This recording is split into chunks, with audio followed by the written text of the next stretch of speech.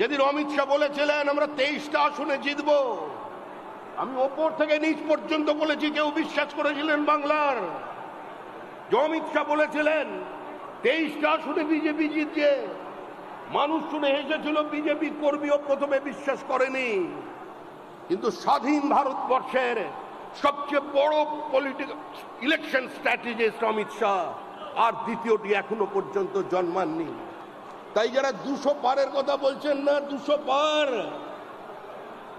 পার তো বলেছিলেন, একবার তীর অন্যদিকে লেগেছে, এবার 200 পার নয়, তৃণমূলকে পরপারে পাঠিয়ে দেবে বিজেপি। তৃণমূল বাঁচতে পারবে না। আমাদের কর্মীদের যারা রক্ত নিয়েছে, আমাদের 21 পরে যে অত্যাচার তৃণমূল কংগ্রেস করেছে, যাদের হাতে রক্ত আছে বিজেপির, তারা কেউ পার পাবেন না। সরকারের পরিবর্তন হবে, পাতাল থেকে খুঁজে বের করা হবে। সন্দেশখালীতে আমরা সন্দেশখালীর ভাষায় জবাব দিয়েছিলাম। আনন্দ মালিক খুন হয়েছিল 90-এর দশকে রাজবোলহাটে, আমরা পাল্টা দিয়েছি।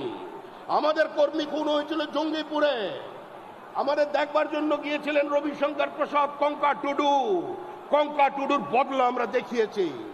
আমরা পশ্চিম মেদিনীপুরে সিপিআইএম সহ অতি বামেরা যে ভাষা বোঝে সেই ভাষায় দেখিয়েছি। আজকে মনে রাখবেন, অস্ত্র ধরতে বা বিজেপিকে বাধ্য করবেন না। বিজেপির কর্মী মার খাবে, মরে যাবে, কিন্তু দীর্ঘদিন একতরফা আক্রমণ চলবে না। গান্ধীজি শান্তির কথা বলেছিলেন, অহিংসার কথা বলেছিলেন, হাতে কিন্তু গীতা ছিল।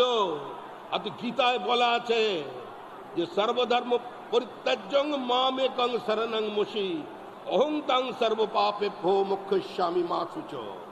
সমস্ত ভুলে যাও, এখন যুদ্ধ করো। প্রয়োজনে যুদ্ধ হবে। যে ভাষা তৃণমূল কংগ্রেস বোঝে সেই ভাষায় উত্তর হবে। বিজেপির মতো করে ক্ষমতায় এসছে সারা দেশে। এই বাংলায় পরিবর্তন নয়, এই বাংলায় বিসর্জন হবে, বিসর্জন। 26-এর নির্বাচন তৃণমূলের বিসর্জন। এই বিসর্জনের জন্য সংঘবদ্ধ হন। ধন্যবাদ। নানা ধরনের কন্টেন্ট দেখার জন্য লাইক করুন, শেয়ার করুন আমাদের ফেসবুক পেজ, সাবস্ক্রাইব করুন আমাদের ইউটিউব চ্যানেল। পাশাপাশি অন্যান্য ব্রেকিং নিউজের জন্য অবশ্যই চোখ রাখুন রিপাবলিক বাংলায়।